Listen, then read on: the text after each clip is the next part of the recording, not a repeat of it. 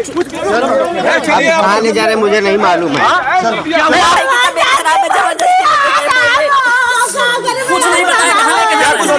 तबीयत खराब है, बोलना तो भी ज़्यादा, लेकिन सुबह से परेशान किया। पूर्व खनन मंत्री गायत्री प्रसाद प्रजापति के यहाँ ईडी का छापा पड़ा है। इसको जोड़ा जा रहा है चुनाव से।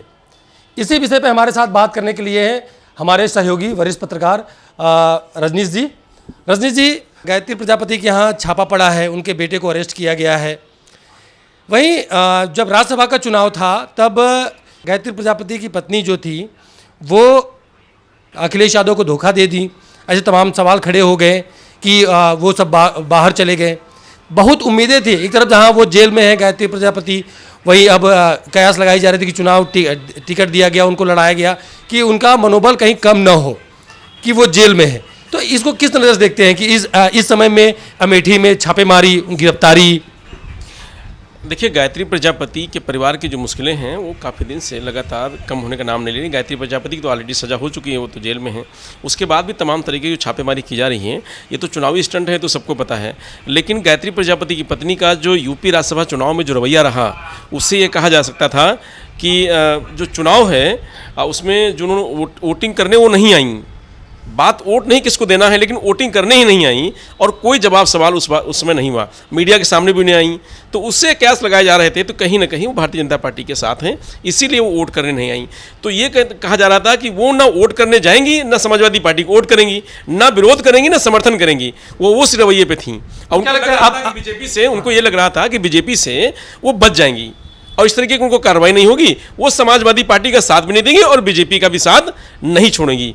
ये रवैया उनका था यूपी राज्यसभा चुनाव में, और उनको ये लगता था कि अब जो इस तरीके की कार्रवाई है वो उनको नहीं होगी और वो बच जाएंगी। इससे पहले के लोकसभा चुनाव में भी आरोप लगा था कि महाराजी स्मृति ईरानी का चुनाव में साथ दिया था, और उसके बाद जब ये विधायक विधानसभा में चुनाव लड़ती हैं तो उन्होंने इनका साथ दिया था। तो ये साठगांठ चल रही थी स्मृति ईरानी के साथ लग करके महाराजी की। साठगांठ आज की जो कार्रवाई हुई है वो महाराजी को या उनके परिवार को अंदेशा नहीं था कि इस तरीके की बीजेपी कार्रवाई कर सकती है।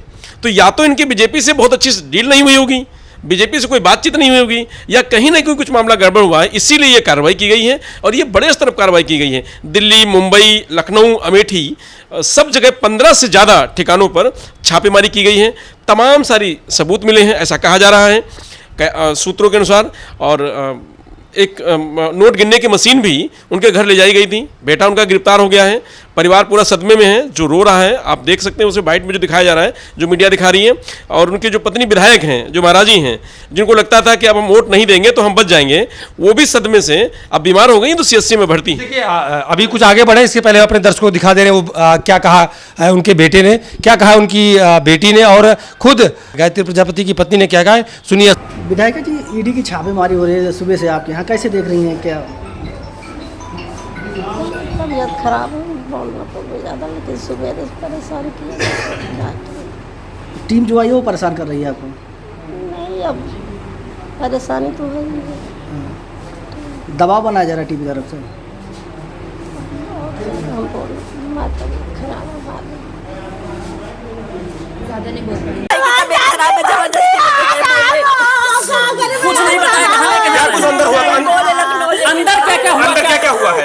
हम सर्च कर रहे थे और क्या करेंगे, बिना बात के आपको प्रताड़ित किया जा रहा है। कैसे, किस प्रकार का प्रताड़ित किया जा रहा था? क्या अंदर मारपीट भी हुई है? कहीं कोई मारपीट नहीं, बस ज्यादा प्रशासन से बात जबरदस्ती, मतलब पूछ रहे थे मेरे भाई से, मेरी माता की तबीयत खराब हो गई, मेरे भाई की तबीयत खराब है, आप लोग देखे होंगे। हॉस्पिटल लेके गए, डॉक्टर आए भी थे चेक करने, जबरदस्ती लेके जाने की हालत में नहीं था, उसको जबरदस्ती लेके गए। ताला वाला तो तोड़ा गया है, रूम का कमरे का चाबी नहीं मिल रहा था, उसको तोड़ा गया। अंदर किस तरह से आप लोग प्रताड़ित कर रहे हैं? लोग लगातार मेरा प्रेशर हो, मैं ज़्यादा नहीं बोल सकती। मैं तो लेटी थी, वो कर रहे थे, लेकिन मम्मी को, भाभी को, भाई को मेरे ज़्यादा पूछताछ किए, प्रताड़ित कर रहे थे। क्या कुछ बताया? किस मामले से पूछताछ कर रहे थे? क्या कुछ भी नहीं, प्रॉपर्टी के लिए पूछ रहे, बार बार वही चीज पूछ रहे। सब सीज हो गया, आप लोग को पता है। एक ही चीज के लिए बार बार आ रहे हैं, हम लोग क्या दें, कहाँ से दें? जब कुछ है ही नहीं तो कहाँ से दे दें? बस मेरी मम्मी को, पापा को, भाई को, भाभी बस फंसाने के लिए सब साजिश रची गई है।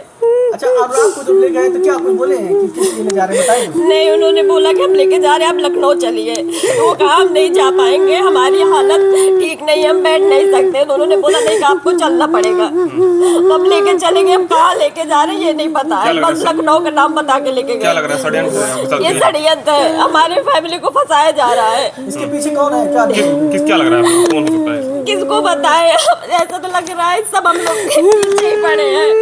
पापा 7 साल से जेल में है, कोई सुनवाई नहीं हो रही है। अब ईडी में फंसाया जा रहा है।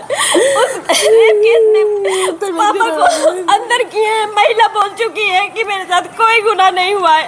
अब उसमें कुछ नहीं हुआ है, नहीं मिला, कोई सबूत नहीं मिला। तो अब ईडी के मामले में फंसा रहे हैं। बस जेल में रखना चाहते हैं मेरी फैमिली को और हम सबको।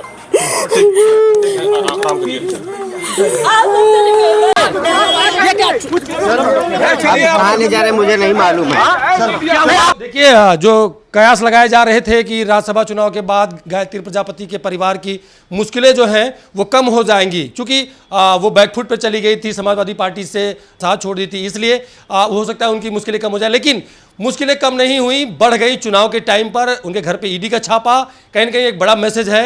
ऐसी तमाम खबरों के साथ हमारे साथ जुड़े रहिए, देखते रहिए द भारत टीवी। नमस्कार।